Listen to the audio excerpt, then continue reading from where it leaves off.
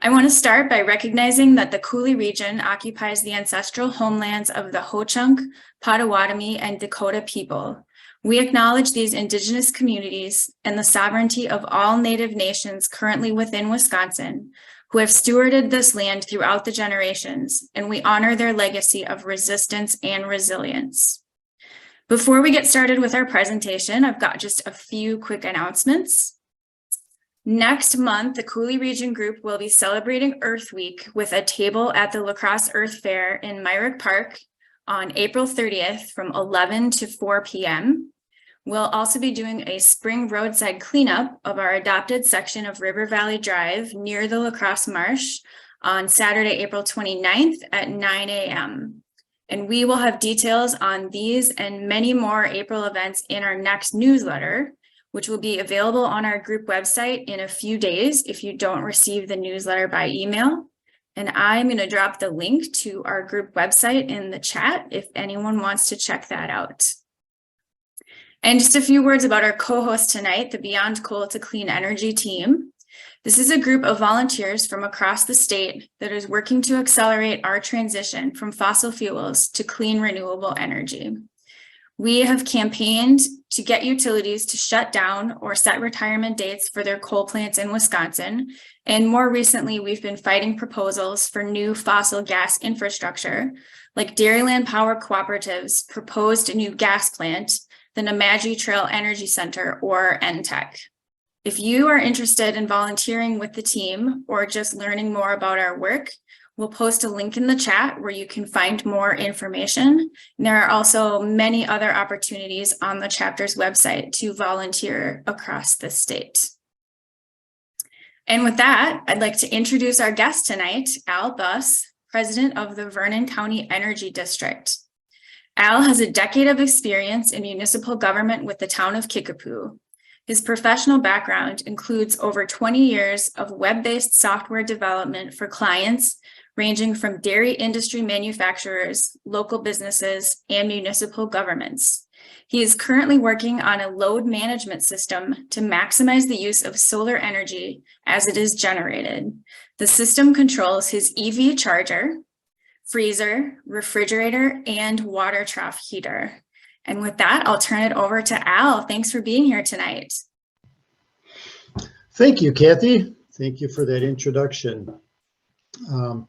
Our title slide here is a rural recharge. That's the theme that we do with our educational events that we have for our energy district. I'm very happy to be here and to be able to share what this whole energy district idea and movement is about. These are just a few of the things I'd like to cover. First, what is an energy district, and why energy planning is so important.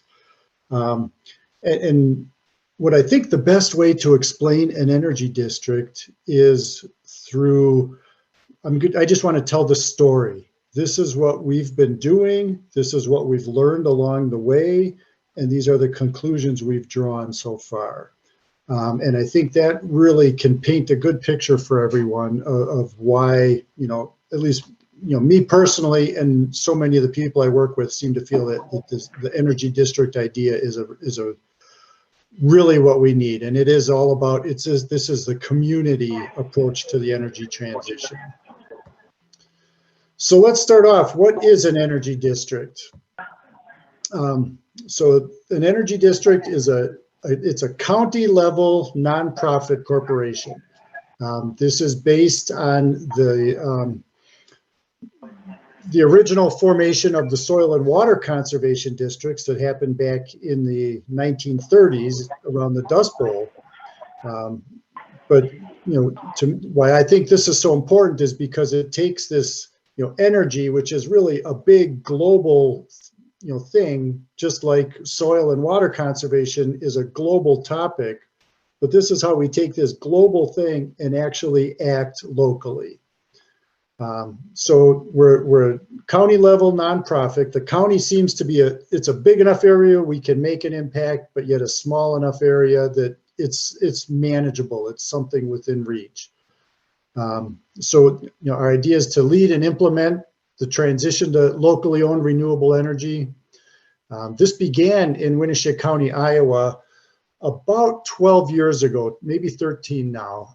They were the first energy district in the country. And it's based around, kind of like I said, this universal issue, but local action. And, part of why I think this is so important is this is the sort of the missing piece of this whole puzzle about transitioning to renewables. There's a lot of opportunity to, leverage or lobby, our governments at the state and federal level. There's a lot of, energy and effort put into lobbying, utilities like the Beyond Coal group here. But part of what what I think was missing before this was this: what can I do? People ask about what can we make them do, but a lot of people didn't know the answer when it's what can I do, and how can I do it?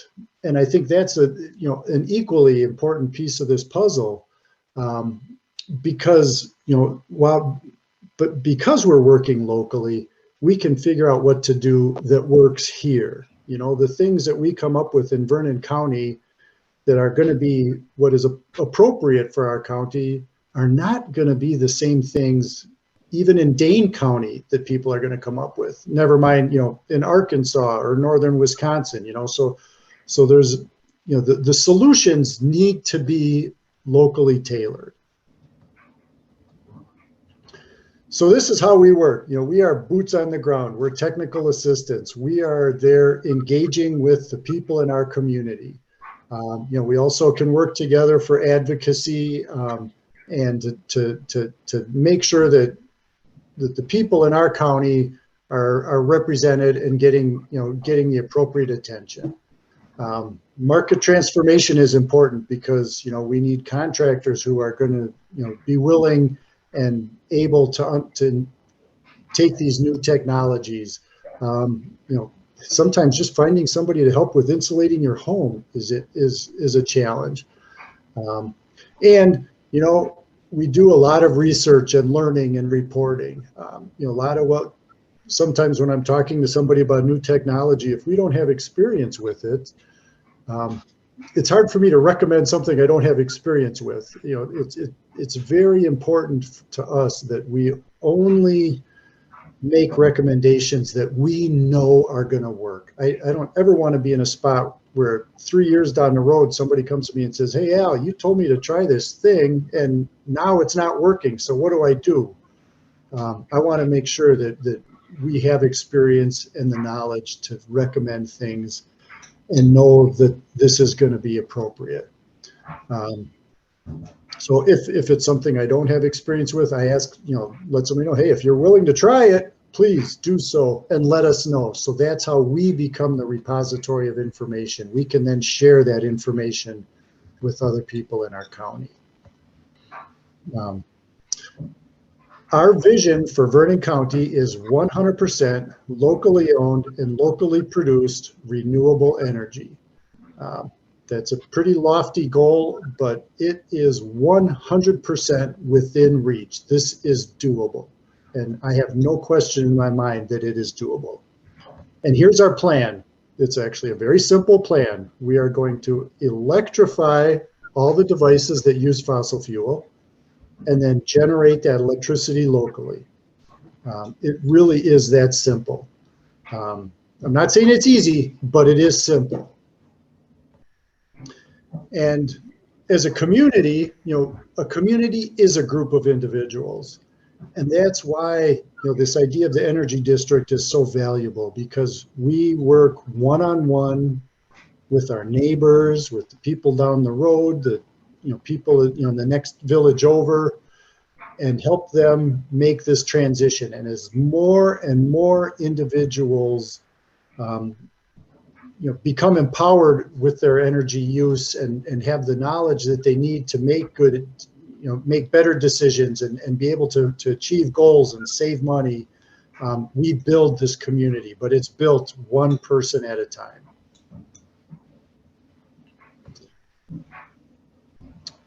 we found the best way to make sure we're giving good advice is we measure, and then we analyze what we have measured, and then we take action. And as I go through the rest of these slides, I think you'll be able to see that in action. So let's talk a little bit about Vernon County and, what it's like here in Vernon County and what we're working with. In Vernon County, we have 8 utilities. 2 are investor-owned utilities. We have 3 different co-ops that serve Vernon County and 3 municipal utilities. Some people may see that as a bit of a challenge, having that many utilities. I actually see it as a great opportunity. And the reason is as we come up with ideas and suggestions and things that we'd like to try or hopefully see implemented, we've got a lot of different players we could talk to. It could be really frustrating if we had one utility and they felt really immovable. If we talk to one and they say no, we'll go talk to somebody else. Sooner or later, we'll find somebody to work with us, and that's worked very well for us so far.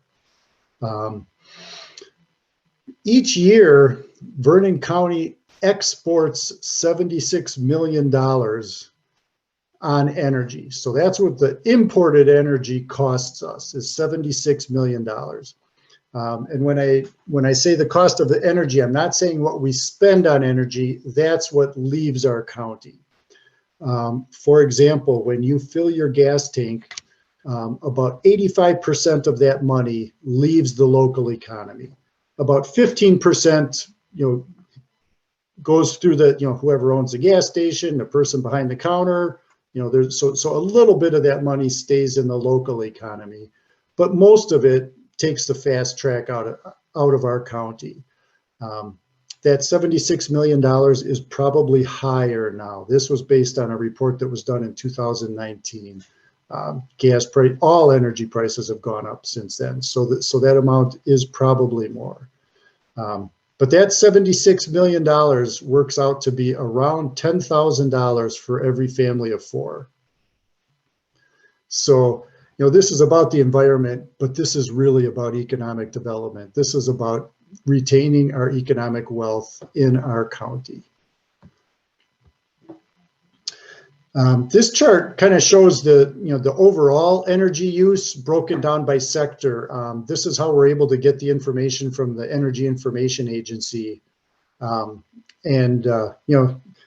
me, what's kind of interesting is you can see how it's just gently bumping up from 2017 to 18 to 19, but then took a pretty big, it's a rather significant drop in 2020 when COVID hit.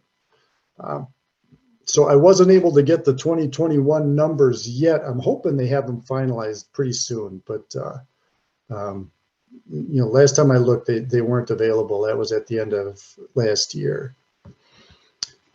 We've got a little over 30,000 people live in Vernon County. And our median income is about 53,000. I think on a general scale, that's one of the lower income counties in the state. And where that is reflected is in this term called energy burden. And for folks who are not familiar with the term energy burden, what this means is what percentage of your income do you spend on energy? As you can see in this first chart, the lowest income people have the highest percentage of their income going on energy. And as you can also see in this chart, the blue bar is Wisconsin's energy burden. The yellow bar is Vernon County's burden. So at every income level, we spend a higher percentage of our income on energy than the rest of the state of Wisconsin does. Low income folks, this is up about 22%. We've also, as many of you know, been quite impacted by climate change here in Vernon County. The Kickapoo River has had so many floods in the last 20, 25 years. Tell you the truth, I've lost count. I must, I kind of joke sometimes that in the last 20 years, I think I've aged 2,000 years. If you count the 500-year floods and the 100-year floods, it's been, and some of these are pretty catastrophic. This picture is actually the village of Viola in 2018. And this flood really knocked everybody out. This was many feet above the previous record highest flood. So that's some of what motivates us and what we're working with. These are some of the things that this is kind of how we started to do our work. Just outreaching, trying to get out in the community and talking to people. This is our booth at the Vernon County Fair. We also been pretty active in the schools. One of our board members is really taken that and run with it. This picture, this here is a YouTube video that him and these kids made. These kids are called the Z Squad. That was the name they came up with. But this was a video they put together to encourage school districts to apply for grants to get electric school buses. So a lot of fun with that one. My screen's locked up.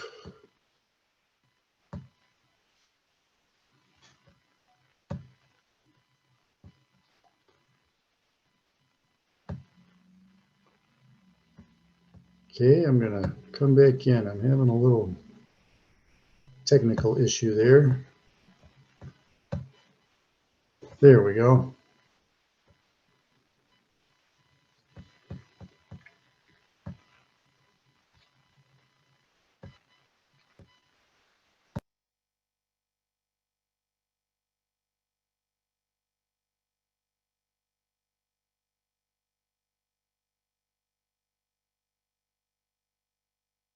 You're muted, Al.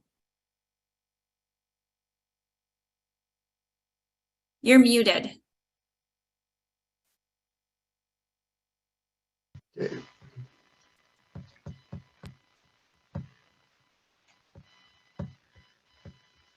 That's good.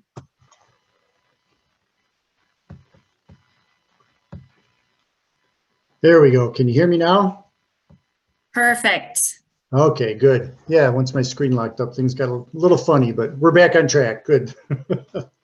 It's not a Zoom meeting unless you have at least one technical difficulty. No doubt. Yeah, that is true. So we did, is also part of our initial formation about how we decided what's the best approach for us to take. We had, meetings with people we knew in the community and asked them to come in and share their thoughts about how we could be most effective.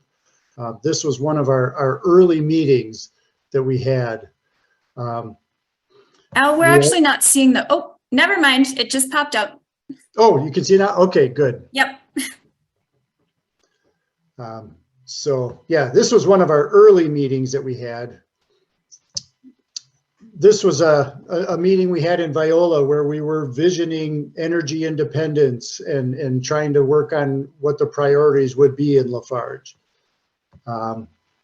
We've done quite a few of these rural recharge events where they're educational, but around a topic, and all kinds of energy topics that we discussed.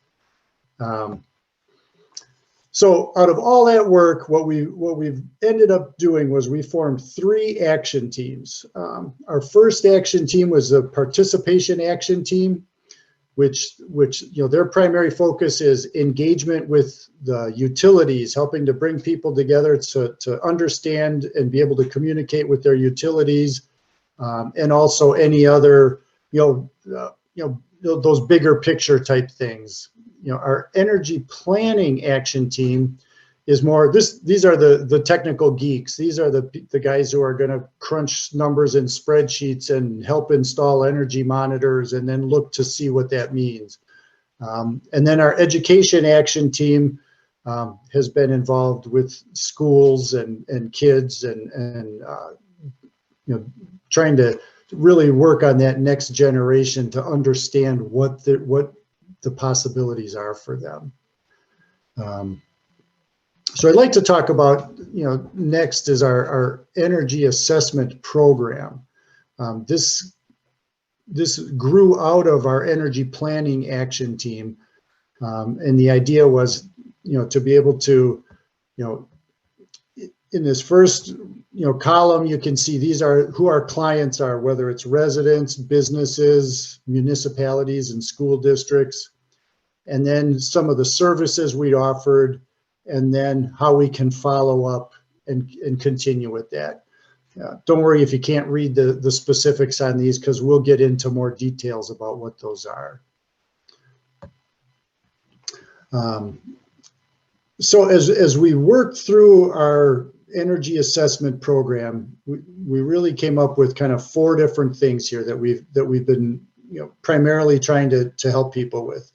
Number 1, energy monitoring, energy assessments, energy audits, and EV test drives. The people who have signed up for for these energy assessments, we had 308 individual residents last year signed up for an energy assessment, 28 businesses, and of those, 91 people asked us to come in and do a one-on-one consultation with them. And that one-on-one consultation is to sit down and help them understand the data that we're presenting and help them create a plan. And as you can see, the top priority for everybody has been saving money. That has been the number 1. Reducing the environmental impact is also very important. Local ownership, while important, it didn't seem to be that high on people's priority list. And when it came to renewable energy, 72% of the folks were interested in solar or rooftop, rooftop or ground mounted solar, 54% community shared solar, some interest in wind and geothermal, but everybody is very interested in renewable energies. I think people like this idea of independence and being self-supporting. So beginning with energy monitors, when I sit down to do a consultation with people, I try to explain to them that I think every single person should have an energy monitor. Every home should have an energy monitor. And the reason that is so important is, we have so many devices, so many things that we install in our homes, like water heaters, refrigerators, dehumidifiers, freezers. All of these things turn themselves on and off. We don't know when they're running. We don't know how much they're using. Our bill may go up one month and down the next, and most of the time we have no idea why. And an energy monitor, you know why. You can measure and see exactly how much energy every single circuit in your house is using. I'll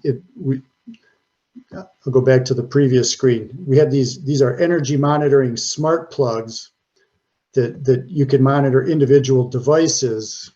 The breaker panel lets you monitor in each individual circuits. But if I could draw your attention to the image, the most far right image here, this is actually my chest freezer, which is out on a 3-season porch. And so what was interesting, you can see in January when I first installed the energy monitor on that circuit, I had a partial month, and then February, March, April. So you can see as it got warmer, our freezer worked harder till we got till the middle of summer. And then in fall, as it got cooler, you can see where the energy use decreased. That's the type of pattern I would expect to see with that freezer because it's on that porch. If if our freezer was in the basement and I was seeing this increasing pattern that I did in those first few months, that would be a good sign that there's a problem and I better go check out what's happening with my freezer. In the future, now that we've had these in for, some of them have been in for a year now, and a little more actually now, now we're able to start to really go back and analyze that data. And as we go back and analyze, then we can circle back to these, the folks who have them installed in their homes and, have real solid facts as we make recommendations from. Some of the things that people, who've gotten these energy monitors have reported, most of the people have said they're just a little more aware.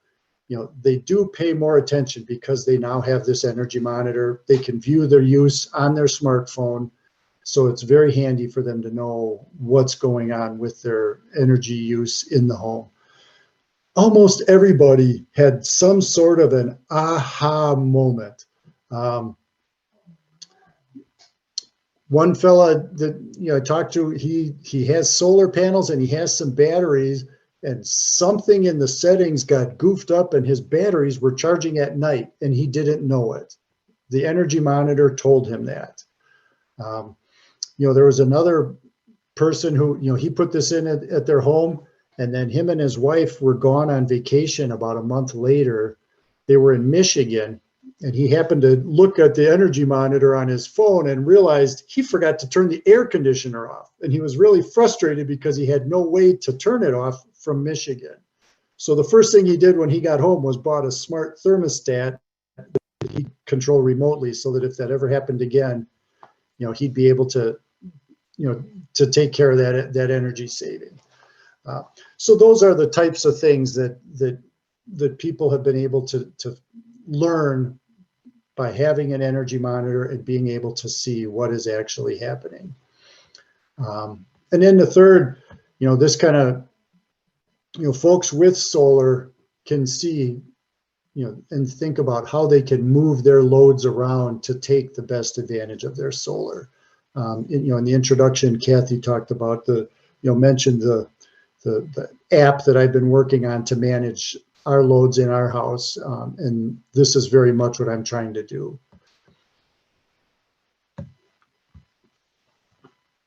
So, as we've done our energy assessments, these are one-on-one in people's homes, sitting at their kitchen table most of the time. And we go through a report that we put together that is based on their information, their utility, their vehicles. We talk about, a holistic energy approach. Very often things are just focused around your home energy use. We try to cover everything because, home is just one piece of the pie.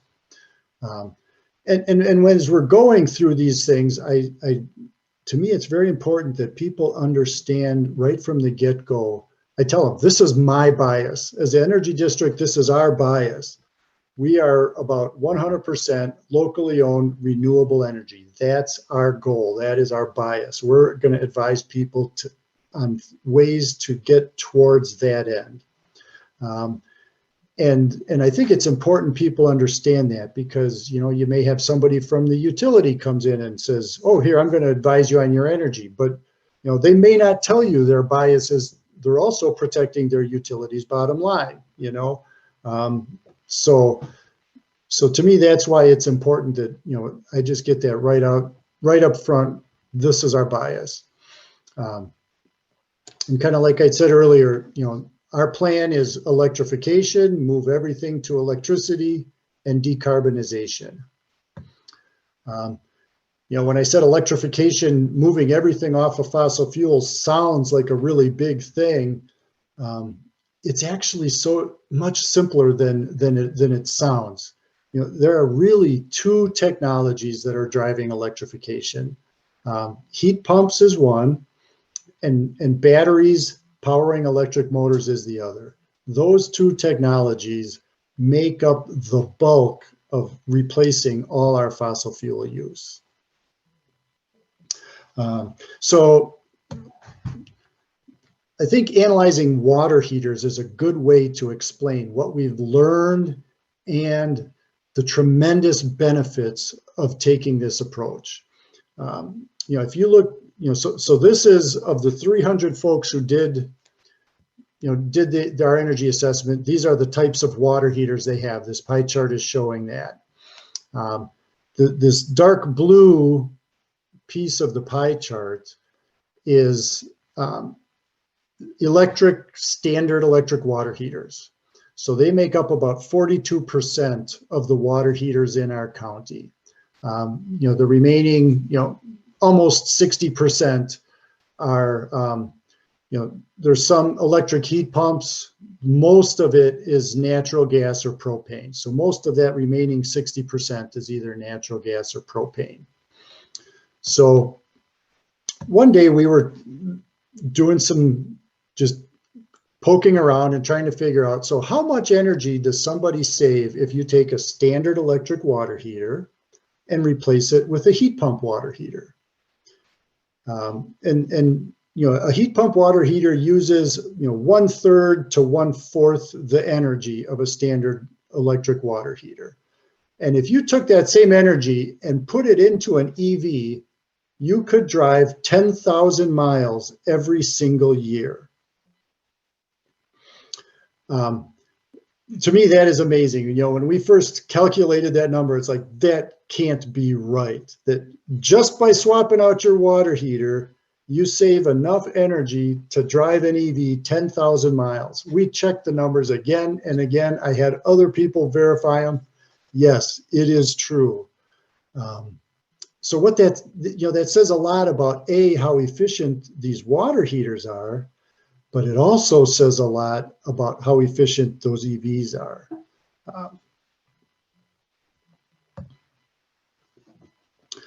This is another interesting way to look at heat pump water heaters. The bar chart on the left represents the current energy use, heating water heaters, heating water in our county. The dark blue is electric, and the red is the fossil fuel powered water heaters. If we took and replaced all of these water heaters with heat pump water heaters, we would use less energy than the current fleet of electric water heaters uses. So in other words, we could heat all the water in Vernon County on about 56% of the energy we're using right now just for the electric ones. And replacing, upgrading to these water heaters is really it's not that expensive. It's not a big deal. To buy a new one, if a person's inclined to do it themselves, you can go out and buy one for $13, $14, I've seen them $1,500, but they're in that price range. Most utilities offer $300 to $600 rebates. Now with the Inflation Reduction Act, there's another 30% tax credit you can get on top of that. Hopefully later this year, if not later this year, early next year, the rebate portion of the Inflation Reduction Act will be implemented. The state of Wisconsin has to implement that part, but that will lower the cost even more, especially for low and middle income folks. The money savings from upgrading to a heat pump water heater, especially if you're coming from an electric water heater or a propane water heater, is significant. It is from those two, the savings is about $400 a year. I can't tell you how many times I'd be at somebody's house and start explaining this, and they go, "Oh, I wish you'd have told me. I just replaced my water heater 6 months ago." And the fact is, if it's an electric water heater, even if it's only 6 months old, you should replace it.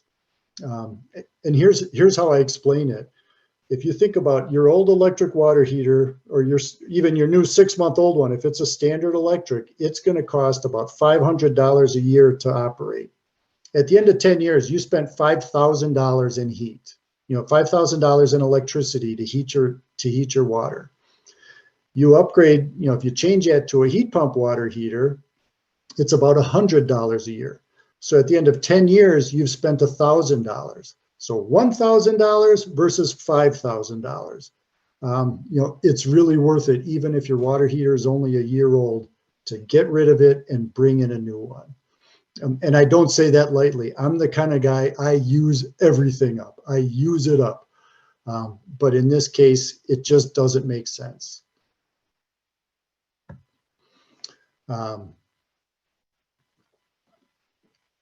So, the heat pump water heaters use about 25%. I'm going to talk a little bit, later, we're going to talk a little more about energy storage and our total energy use.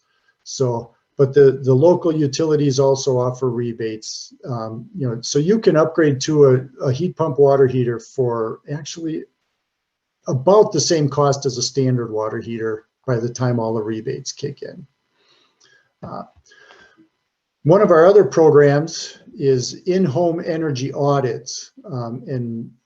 Just to explain what that is where we take come in with a blower door. This is Dave, who's our energy auditor. He's been a professional energy auditor for many years, and he knows buildings and he knows construction and he understands how to insulate and air seal your house.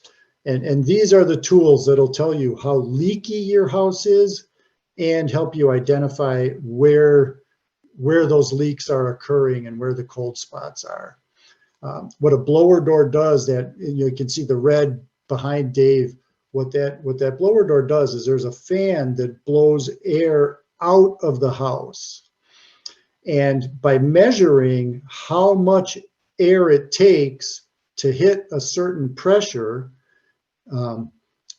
you can take those numbers and then say, here's how leaky your house is. A leakier house will take more air to hit the same pressure.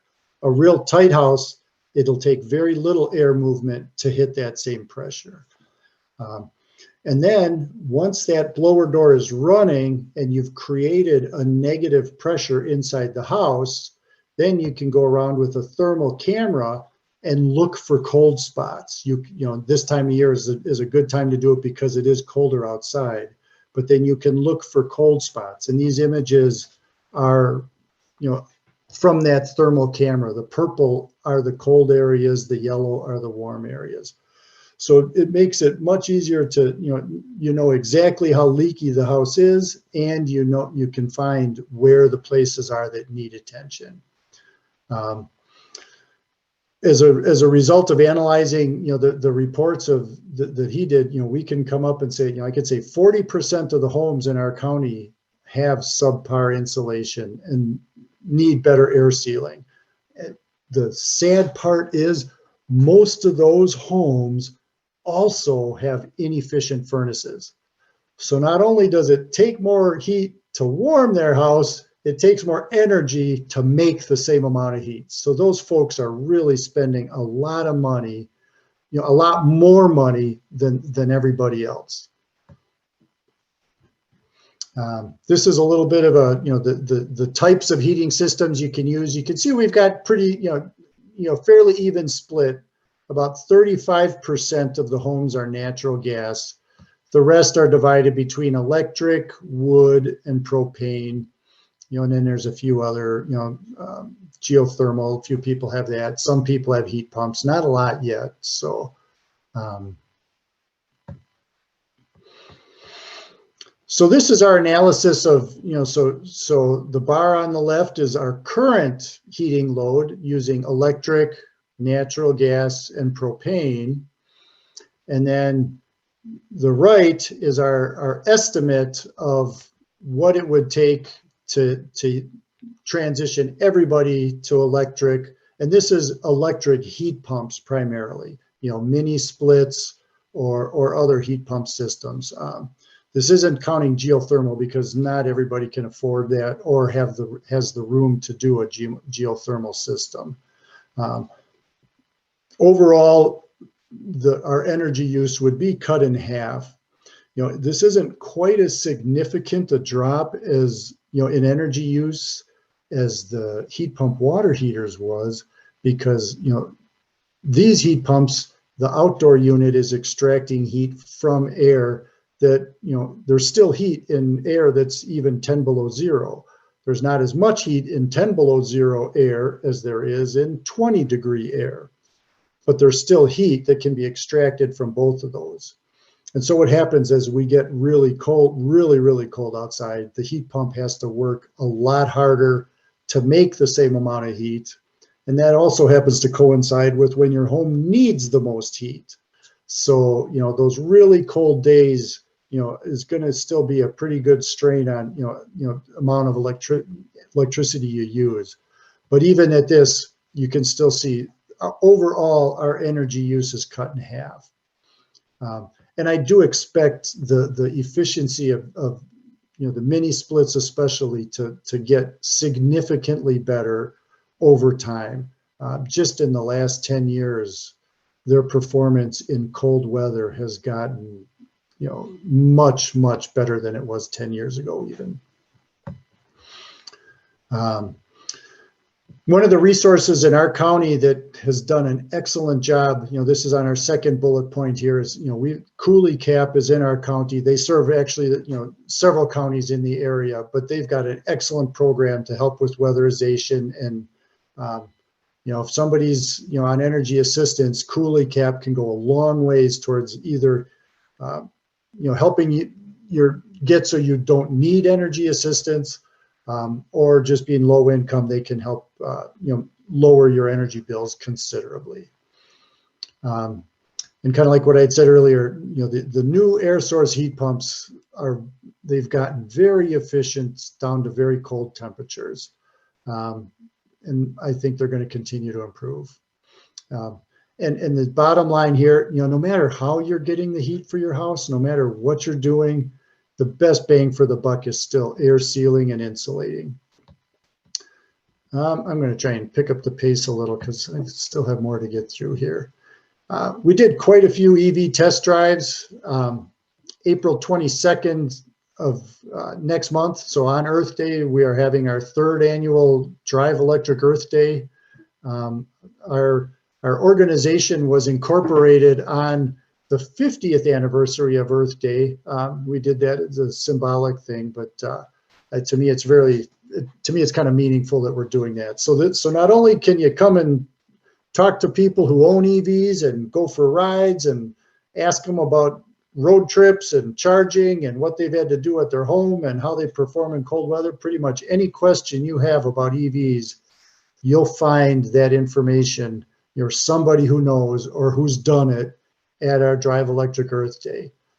This is EV owners coming to share their experience.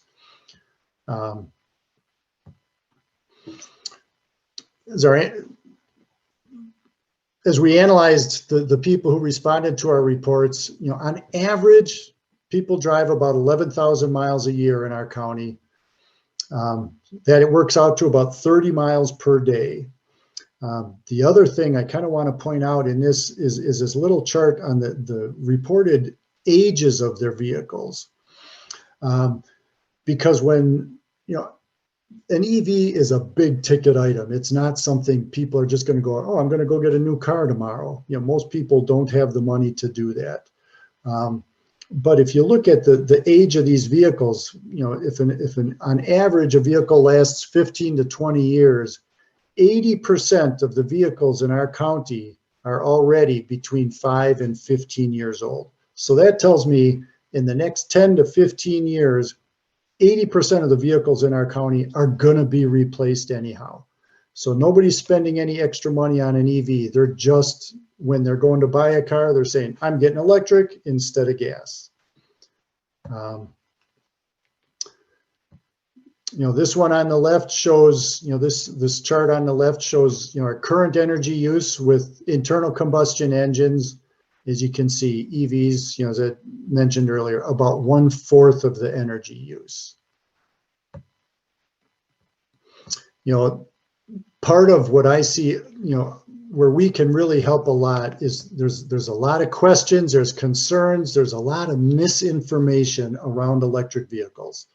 And that's where talking to somebody who actually has owned one for years and driven it. My wife and I, we've had exclusively electric vehicles since 2016. That's been our car. That's what we drive. It's very doable. Like I say, there's a lot of misinformation, and I really hope that the more people talk and see others driving EVs, they're gonna, we can counteract a lot of that misinformation that's out there. So when all's said and done, we switch our entire county over to electrification, no longer using fossil fuels. This chart on the left is showing our current use, based on that chart I showed early on. This is a very conservative estimate on the right of where we will be if we electrify everything. I know this number will be much lower. As we calculated this number out, we didn't even try to figure out like in industrial electrical use, because every single situation is different. So it's hard to say, here's how much they're going to save. But I know there's a lot of savings to be had there. So that's how much electricity we need to maintain our lifestyle here in Vernon County. How are we going to make it? Solar power is the primary means of generating renewable energy in our county. There's very limited opportunities for wind, or some people are in the right situation, they could have hydro. But in general, solar power is going to be the way to go. For us to meet 100% of our net energy would require 746,000 kilowatts worth of solar panels, which is a big number, and I can't even imagine that. 1.7 million solar panels is what it would take to make that much solar power. But when you break it down on a per home basis, now this is a little more understandable. The average home would need about 21 solar panels to heat their water, heat their home, and meet all their other energy needs in their house. Per car, that works out to be about 5 solar panels. Per pickup truck, this works out to be about 9 solar panels. When we came up with this number, that's based on how much the F-150 Lightning uses. There are a lot of SUVs use considerably less. So a lot of the SUVs are going to be in between 5 and 9. So when you look at it in those terms, okay, this isn't so difficult.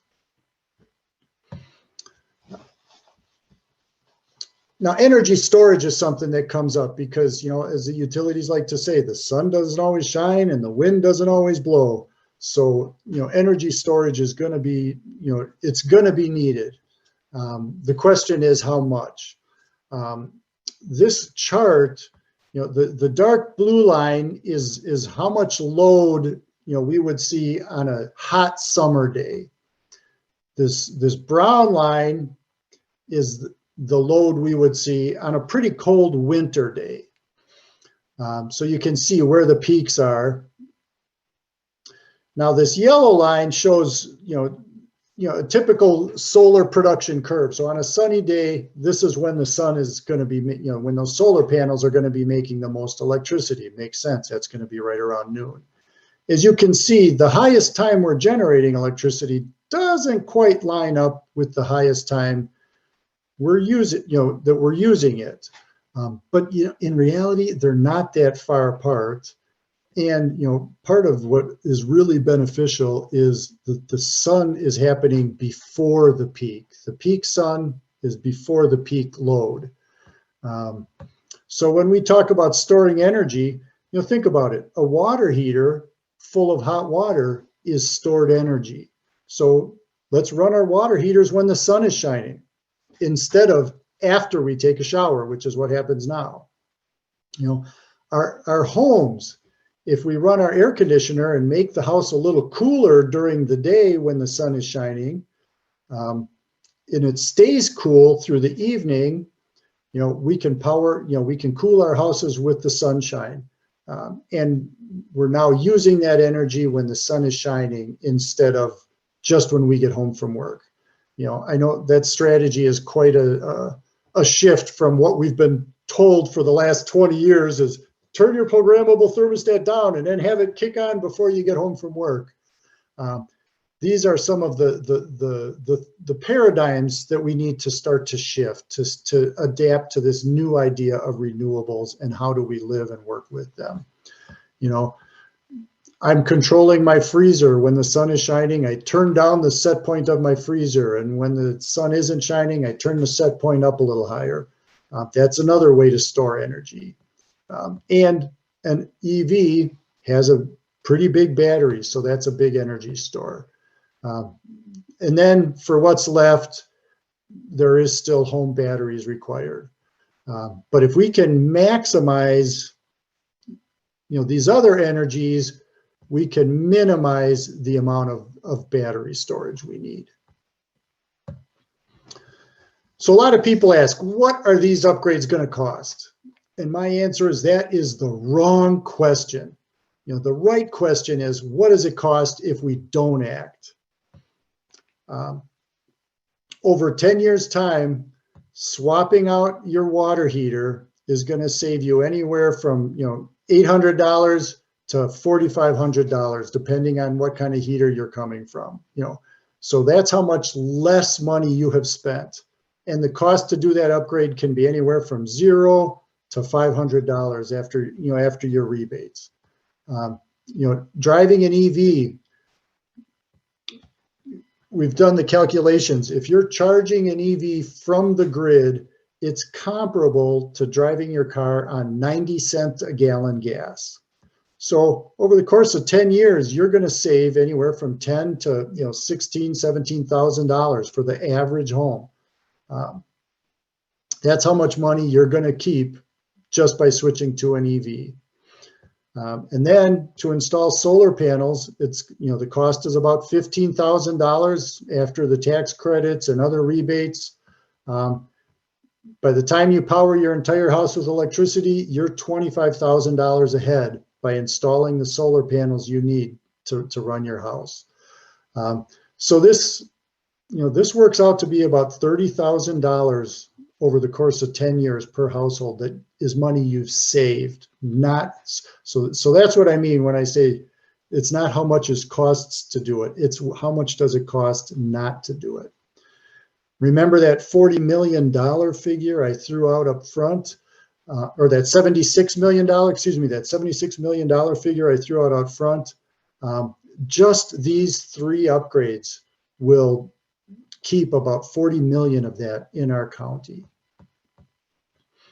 And as long as we're talking about cost savings, I also kind of want to point out the savings from renewables and just paint a little different picture here. So, you know, the Nemadji Trail gas plant that's being proposed is a 625 megawatt plant at a cost of $700 million. That works out to be $1.12 per watt. So just to build that plant, we're gaining $1.12 per watt of capacity is the cost. It hasn't made one speck of electricity yet. We still need to add fuel, and it still needs to travel several hundred miles down wires to get here. So the cost of this plant is actually very expensive. You know, there's a utility scale solar project being built around New Lisbon right now. That's 4.5 megawatts at a cost of $6 million. That works out to be $1.33 per watt. So it's a little more expensive to build, but there's no fuel cost and there's no transmission cost because it's a smaller, array that's built within the distribution system. So we're generating it where we're using it. And to me, just for giggles, I was curious, if you go and buy a little Honda generator that's going to be like, a lot of people are off grid would have one of these as their backup power. People would have them if they're camping. They cost about $2,600. That works out to be 81 cents per watt. So, there's really no economy of scale building the Nemadji Trail plant. But this Honda generator, you still have the cost of fuel. You don't have transportation or transmission costs because you're there again, you're making the energy where you're using it. I'm actually going to skip ahead because I'm running out of time here.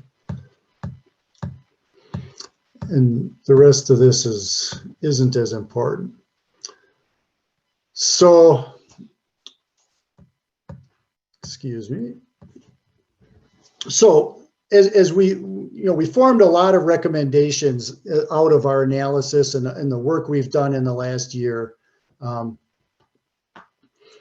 But some of the direction we decided as an energy district we might want to take in the future is, help other Wisconsin counties form energy districts, and and hopefully the idea of this energy district can become a national idea. If there's an energy district in every county, if every county had somebody who you could call up and say, why is my bill so high? Can you help me figure this out?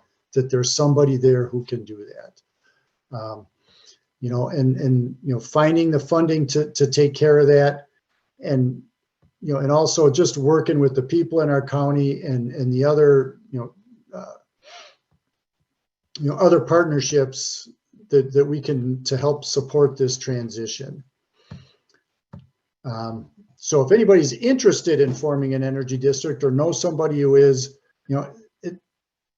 it's not that difficult to do. It's finding a few fellow champions, other people in your area who are interested and motivated to make a difference. There's support available. These are logos are from from all the energy districts in Iowa and us in Vernon County so far. So you're not alone. There's a lot. These guys are all willing to help and help you get some ideas and figure out where to start. I've got Jolene Jansen's email address up here. She is the official energy coach for the Clean Energy Districts of Iowa. So, she's there to help energy districts, get off the ground and do, get started so you can start to do something. Which brings me to my third point is, don't feel you have to get as big or do as much as any of the, as any of the other energy districts have done. The key is to, start somewhere. The way Jolene put it in a recent program, she said, find a way to just hit a single. If we can start somewhere and get something done, we can always build on from there. So I'm just going to look at, there's a few questions here. Does transportation cost include personal and commercial? Transportation cost includes all of the gasoline and diesel fuel consumed in our county. The only exception is off-road diesel, like agriculture, like would drive tractors. But so the transportation cost includes all of that. And then ask Al to explain the grants of ECED. Okay, so we recently applied to the Public Service Commission for our second round of energy planning grants, and we were able to, we were accepted, so we were awarded that grant.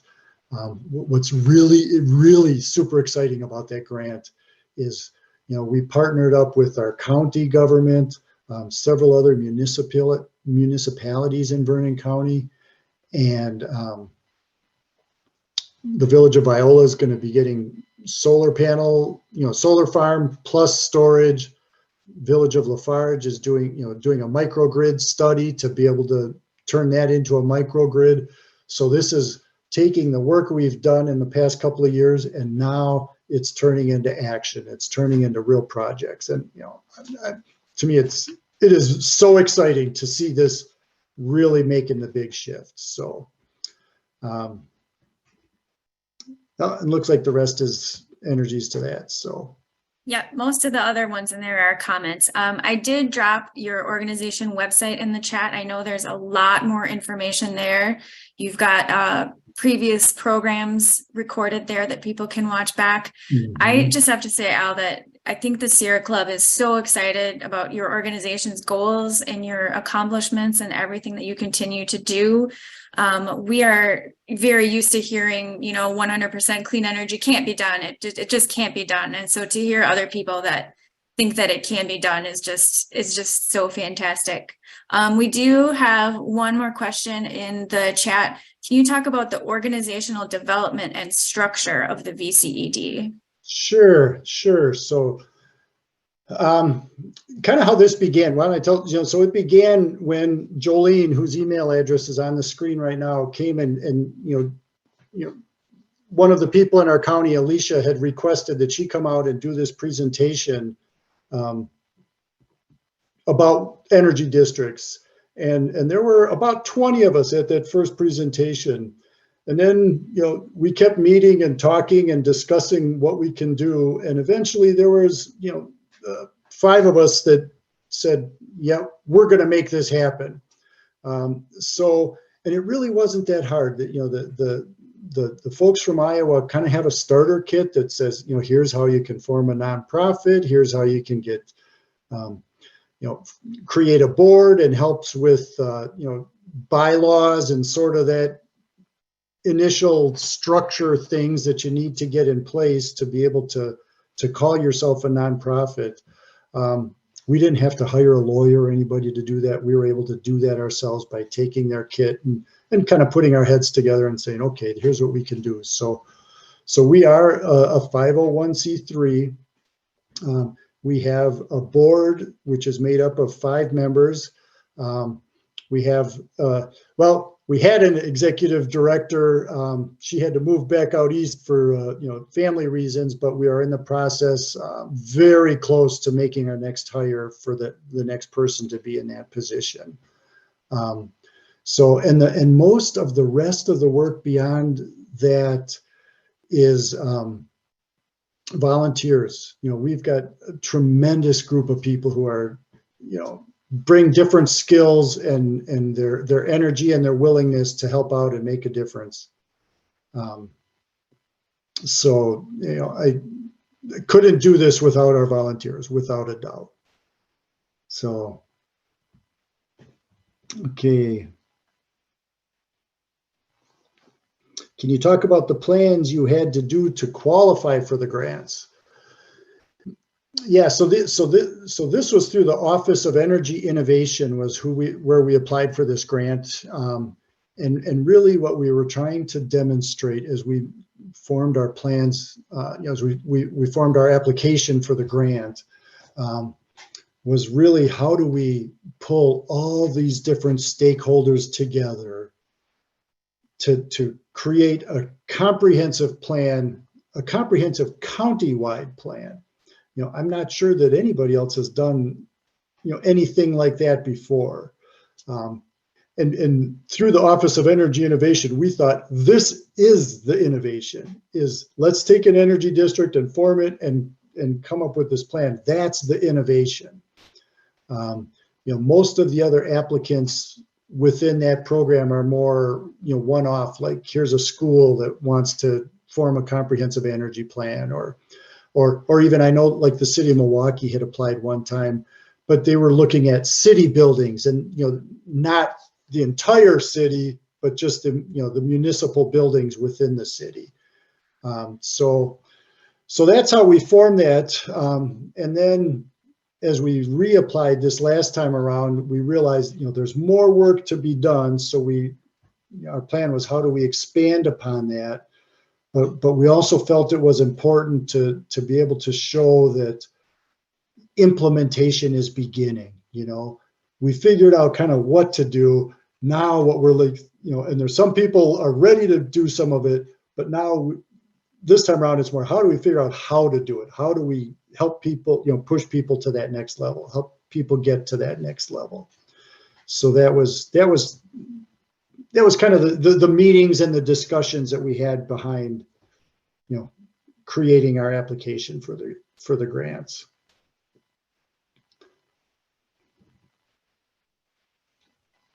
Do you have any other questions for Al before we wrap up for the night? So Yeah, and somebody's asking for a slide deck. I'll send you a link to the slide deck. I'll make it so that it's publicly visible. So if you've got the link, you can come and view it. So Perfect. Thank you so much for your time tonight, Al. It really was inspirational. I hope that we can do these all across the state. Every county should have an energy district. thank you. I agree. Thank you, everyone, for joining us. We will make sure to follow up. We will send out the link to Al's presentation and the link to the video recording so you can share it with all your friends and family and anyone you think would volunteer to get this off the ground. Thank you, everyone. Thank you. Have a good night.